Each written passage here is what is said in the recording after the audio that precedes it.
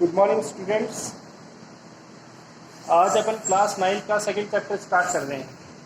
ठीक है, चैप्टर का नाम है is matter around us is pure. मतलब हमारे आसपास जो भी मैटर है वो प्योर है या नहीं, इस बात पे हम आज डिस्कस करने वाले हैं। तो चलिए देखिए स्टार्ट करते हैं हम और डिस्कस करते हैं। तो देखिए हमारे पास इंट्रोडक्शन में ये बोला गया है कि क्या ये जो हमारे आसपास जो भी सॉल्यूशन है वो प्योर स्टेट में लाई करता है या नहीं। तो मैं ये कहूँगा कि जो भी सॉल्यूशन है वो प्योर स्टेट में लाई नहीं करते हैं, क्योंकि प्योर कब कह सकते हैं जब वो सिर्फ एक सिंगल कंपाउंड से बना हो, यानी सिंगल कंपाउंड ऑब्टेन करे, उससे हम क्या कहते हैं, प्योर कह सकते हैं। बट जो चीज़ें एक से अधिक चीज़ों से मिलकर बनी होती है वही मिक्सचर होता है ना, और मेटर भी वही होता है, तो उसे हम क्या कह सकते हैं, प्योर नहीं कह सकते। ये साइंटिफिकली जो मतलब रिसर्च है वो ये बताती है कि कोई भी सॉल्यूशन है वो प्योर स्टेट में नहीं होता। उसके दो टाइप होते हैं, वो आगे हम इंट्रोडक्शन में मतलब आगे जब हम बात करेंगे तो वो पता चलेगा कि होता क्या है। तो हमारे पास इंट्रोडक्शन में इतना ही है कि कोई भी चीज़ है वो अकेली एग्जिस्ट नहीं करती है, उसके अंदर दो या दो से अधिक कंपोनेंट मिलकर बने होते हैं और उसे हम मैटर कहते हैं या उसे सॉल्यूशन कह सकते हैं या मिक्सचर कह सकते हैं। तो चलिए स्टार्ट करते हैं। सबसे पहला क्वेश्चन है हमारे पास, व्हाट इज मिक्सचर। मिक्सचर क्या होता है? दो या दो से अधिक जो कंपोनेंट्स होते हैं उनका कंपोजिशन होता है। कई वो केमिकली या नॉन केमिकली कह सकते हैं, फिजिकली कंबाइंड हो एक दूसरे के साथ, है ना, तो उसे हम क्या कहेंगे, मिक्सचर कहेंगे। सीधी सी डेफिनेशन है, whenever two or more components combine to each other is known as the mixture। अब मिक्सचर के बाद हम बात करते हैं, हमारे पास आता है टाइप ऑफ मिक्सचर। ठीक है, मिक्सचर कितने टाइप के होते हैं? तो मिक्सचर बेसिकली टू टाइप के होते हैं, एक तो प्योर होता है और एक इम्प्योर होता है। फिर वापस वही बात आ गई, प्योर और इम्प्योर। प्योर और इम्प्योर न करके हम होमोजीनियस और हेट्रोजीनियस ले ले तो बहुत बहुत अच्छा है, क्योंकि क्या इससे ये पता चल जाएगा कि कैसी कंपोजिशन किसकी बनने वाली है। अगर सबसे पहले मैं बोलूँ होमोजीनियस मिक्सचर की, तो होमोजीनियस मिक्सचर होता है वो क्या है, यूनिफॉर्म फॉर्मेशन बनाता है। यूनिफॉर्म फॉर्मेशन का मतलब क्या होता है कि जैसे अगर मान लो मैंने पानी में नमक डाला और उसको हिलाया, तो नमक है वो पानी के अंदर डिसअपियर हो जाता है और सिर्फ पानी पानी दिखाई देता है, लेकिन ये टेस्ट करने में पता चल जाता है कि उसके अंदर नमक है। तो दो चीज़ों का कॉम्बिनेशन हो गया, तो उसे हम क्या कह सकते हैं, मिक्सचर कह सकते हैं। अब क्या है, अब इसे हम होमोजीनियस मिक्सचर कहेंगे, क्योंकि इसमें एक ही कंपोनेंट दिखाई दे रहा है, दूसरा दिखाई नहीं दे रहा, तो इसे होमोजीनियस मिक्सचर कह सकते हैं। दूसरा आता है हमारे पास हेट्रोजीनियस मिक्सचर। हेट्रोजीनियस मिक्सचर क्या होता है कि दोनों जो कंपोनेंट हमने मिक्स किया है वो अलग अलग दिखाई देते हो, उसे हम हेट्रोजीनियस मिक्सचर कहते हैं। जैसे हमारे पास पानी और तेल है, अगर हमने पानी के अंदर तेल डाल दिया तो तेल ऊपर ऊपर तैरता रहता है, पानी नीचे नीचे रहता है। क्या अगर हमारे पास पानी और मिट्टी है तो हमने क्या किया, मिट्टी में डाल दी पानी में, तो मिट्टी नीचे बैठ जाती है और पानी ऊपर ऊपर तैरता रहता है। तो दोनों चीज़ें अलग अलग दिखाई दे रही है, इसका मतलब क्या है, हेट्रोजीनियस है, यूनिफॉर्म फॉर्मेशन नहीं बनाता, ये हेट्रोजीनियस मिक्सचर होता है। ठीक है, तो आपको पता चला कि कोई भी चीज़ है वो प्योर स्टेट में नहीं होती, दो या दो से अधिक चीज़ों से मिलकर बनी होती है। जैसे अगर आप लोग कहें तो वाटर के वो है वो भी प्योर नहीं है, क्योंकि उसमें भी हाइड्रोजन और ऑक्सीजन दो कंपोनेंट मिलकर बने हुए हैं। ठीक है, तो बेसिकली हमारे पास यहाँ ये पता चल रहा है कि कोई भी चीज़ है अर्थ सरफेस पे वो प्योर स्टेट में लाया नहीं करती है, उसमें दो या दो से अधिक जो चीज़ें हैं वो मिलकर बनी होती है। अगर आप दूध की बात करें कि दूध प्योर है, तो दूध भी प्योर नहीं है, उसमें भी कार्बोहाइड्रेट, फैट, प्रोटीन, बहुत सारी चीज़ें प्रेजेंट होती हैं, तो वो क्या है, उसमें बहुत सारे कंपोनेंट होते हैं, तो वो भी प्योर स्टेट में नहीं होती। अब आगे बात करते हैं सॉल्यूशन। सॉल्यूशन क्या होता है, वही वापस से दो या दो से अधिक कंपोनेंट से मिलकर की बना हुआ जो बनी हुई जो चीज़ है उसको हम क्या कह सकते हैं, सॉल्यूशन कह सकते हैं। लेकिन इसमें एक एक्स्ट्रा थिंग है कि जो ये क्या कहती है, जो विजुअल स्पेक्ट्रम नहीं दिखाती है, इसके अंदर से अगर हम लाइट पास करते हैं तो लाइट नहीं दिखाई देती है, विजुअल स्पेक्ट्रम को अलाउ नहीं करेगी। ठीक है, ये हमारे पास क्या हो गया, सॉल्यूशन। अब सॉल्यूशन है वो क्या करता है, इसकी कुछ प्रॉपर्टीज़ है, वो प्रॉपर्टीज़ हम डिस्कस कर लेते हैं। ठीक है, क्या क्या प्रॉपर्टीज़ है वो हम डिस्कस करेंगे। तो प्रॉपर्टीज़ है, इसमें क्या होता है, इसके जो पार्टिकल्स होते हैं वो बहुत स्मॉल होते हैं, अप्रोक्सीमेटली 10⁻⁹ मीटर, यानी ये कह सकते हैं 1 नैनोमीटर के इक्वल इसका डायमीटर होता है एक एटम का या मॉलिक्यूल्स का।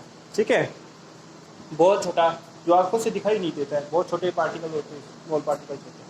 ठीक है, तो ये हमारे पास इसकी प्रॉपर्टीज़ में पहली पॉइंट हो गया। फिर हम इसके बाद में बात करते हैं कि ये नेक्ड आई से नहीं देखे जा सकते, खुली आंखों से नहीं देखे जा सकते, अगर इसको देखना है तो माइक्रोस्कोप चाहिए।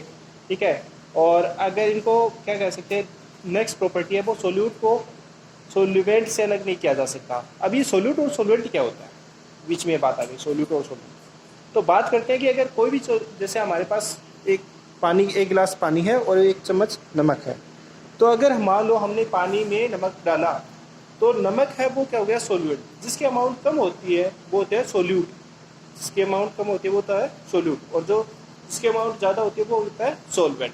जैसे पानी है वो सोलवेंट हो जाएगा और नमक है वो सोल्यूट हो जाएगा। ठीक है, तो क्या कह रहा है कि फिजिकल इसकी प्रॉपर्टी ऑफ सॉल्यूशन में क्या कह रहा है कि सोल्यूट को सोलवेंट से अलग नहीं किया जा सकता। ठीक है, ये इसकी प्रॉपर्टी हो गई। हमारे पास यहाँ पता चल रहा है कि हमने मतलब इसकी कुछ प्रॉपर्टीज भी डिस्कस कर ली है। अब हम आगे स्टार्ट करते हैं। हमारे पास आता है mass percentage of the solution. अब ये मास परसेंटेज क्या होता है कि मान लो हमारे पास कोई चीज़, जैसे मान लो हमारे पास 2 किलो चीनी थी और उसमें 100 ग्राम चाय पत्ती मिल गई। ठीक है, तो हम उसके अंदर से ये निकालें कितना परसेंटेज ऑफ मास है जो टोटल सॉल्यूशन है, वो हमारे पास टोटल सॉल्यूशन कितना बन गया। टोटल सॉल्यूशन हमारे पास बन गया 2 किलो 100 ग्राम। ठीक है, ये टोटल सॉल्यूशन बन गया। अब उसमें से चाय का कितना परसेंटेज है और चीनी का कितना परसेंटेज है वो हम उसमें से ऑब्टेन करेंगे। तो ऑब्टेन करने का तरीका ये कह रहा है कि अगर हमारे पास मास ऑफ सोल्यूट पता हो तो हमारे पास 100 ml है। ठीक है, सॉरी 100 ग्राम है, और टोटल सॉल्यूशन हमारे पास कितना है 2 किलो 100 ग्राम्स, यानी कह सकते हैं 2100 ग्राम्स। ठीक है, तो उसको इससे इंटू करेंगे तो यहाँ से 20 से 20 कैंसिल हो जाएंगे, तो 21% उसके अंदर क्या होगा, 21% है हमारे पास वो सोल्यूट होगा, कौन, चाय का। ठीक है, तो हमारे पास यहाँ पता चल रहा है कि हमने मास परसेंटेज कैसे ऑब्टेन करना है।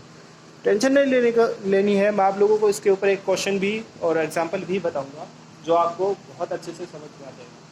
तो यहाँ सिर्फ अगर सीधी सीधी बात कहें तो ये मास परसेंटेज है वो अगर फाइंड करना है तो उसमें सिर्फ सॉलिड स्टेट के बारे में ही डिस्कशन हो रहा है कि सोल्यूट भी सॉलिड स्टेट में होगा, सॉल्यूशन भी सॉलिड स्टेट में होगा।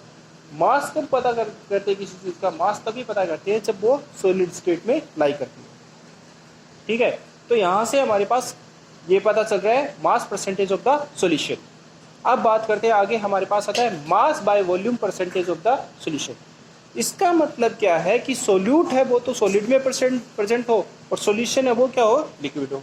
जैसे मैंने अभी थोड़ी देर पहले आपको एग्जांपल दिया था कि मेरे पास मान लो क्या है, मेरे पास है 1 गिलास पानी और 1 चम्मच नमक। ठीक है, तो उसमें मैं क्या करूँगा, पानी में मान लो मैंने नमक डाल दिया तो क्या हो जाएगा, सॉल्यूशन बन गया। अब मान लो मेरे पास 100 ml ऑफ सॉल्यूशन बना, तो मुझे ये पता होना चाहिए कि सोल्यूट का कितना वेट था ग्राम में और हमारे पास ये जो सॉल्यूशन है वो कितना है। तो उस तरीके से हमारे पास ये पता चल रहा है कि सोल्यूट है वो हमेशा सॉलिड स्टेट में होना चाहिए और सॉल्यूशन है वो किस में होना चाहिए, लिक्विड में। तब हम क्या ऑब्टेन कर सकते हैं, mass by volume percent of the solution. ठीक है, mass by volume percentage of the solution obtain कर सकते हैं। फिर हमारे पास लास्ट एंड फाइनल जो टॉपिक आज का वो आता है हमारे पास वॉल्यूम बाय वॉल्यूम परसेंटेज। इसका मतलब क्या है, इसमें हम ये कह सकते हैं कि दोनों चीज़ें वो लिक्विड स्टेट में लाई करेंगी, यानी सोल्यूट भी लिक्विड में और सॉल्यूशन भी लिक्विड में लाई करेंगे। तो हमारे पास यहाँ हमने आज के जो टॉपिक पढ़े हैं, इंट्रोडक्शन पढ़ा चैप्टर 2 का। चैप्टर में आपको पता चला कि कोई भी चीज़ है वो प्योर स्टेट में लाई नहीं करती है। मिक्सचर क्या होती है, जब 2 या 2 से अधिक जो चीज़ें होती हैं उनको मिक्स करते हैं। एक हो सकता है वो फिजिकली मिक्स हो, केमिकली मिक्स ना हो। ठीक है, उसे हम क्या कहते हैं, मिक्सचर कहते हैं। मिक्सचर हमारे पास 2 टाइप के होते हैं, होमोजीनियस और हेट्रोजीनियस। होमोजीनियस यूनिफॉर्म फॉर्मेशन बनाता है और हेट्रोजीनियस नॉन यूनिफॉर्म फॉर्मेशन बनाता है। ठीक है, अब आप बात करते हैं सॉल्यूशन की। तो सॉल्यूशन क्या होता है, वही सेम बात, 2 या 2 से अधिक कंपोनेंट से मिलकर बना होता है और उसमें विजिबल स्पेक्ट्रम नहीं होता है, विजिबल स्पेक्ट्रम नहीं होता।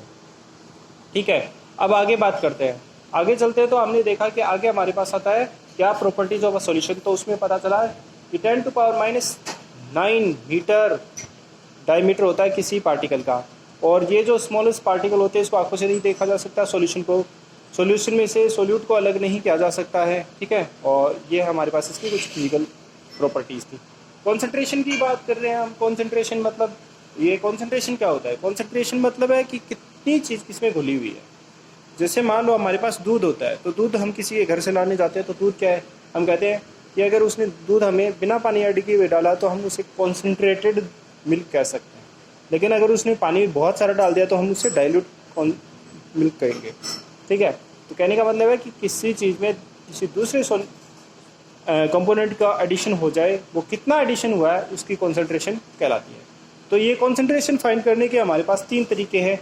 ये एज इट इज़ हमारे पास 10th में नहीं आएंगे, 11th में आएंगे, 12th में भी आएंगे। तो आप लोगों को बहुत ध्यान से पढ़ना है। ये कॉन्सेप्ट आएंगे तो mass by mass percentage of A solution. ठीक है, तो इसमें आपको पता है कि दोनों चीज़ें सॉलिड में लाई करती है, सोल्यूट और सॉल्यूशन दोनों सॉलिड में होंगे, इंटू 100 हो जाएगा। नीचे वाला है मास बाय वॉल्यूम परसेंटेज, इसमें क्या होगा, सोल्यूट है वो सॉलिड स्टेट में और वॉल्यूम सॉल्यूशन है वो इसमें लिक्विड में। और लास्ट होगा हमारे पास वॉल्यूम बाय वॉल्यूम परसेंटेज, इसमें क्या होता है दोनों जो सॉल्यूशन है वो किसमें लाई करते हैं, लिक्विड स्टेट में लाई करते हैं। तो आज मेरी तरफ से सिर्फ इतना ही था। आप लोग जो भी मैंने आप लोगों को आज पढ़ाया है वो आप अपनी पहले बुक में से पढ़ेंगे अच्छे से, इसके अच्छे अच्छे नोट्स बनाएंगे और मुझे सेंड कर देंगे अपने नोट्स। ठीक है, okay, have a nice day everyone and good bye.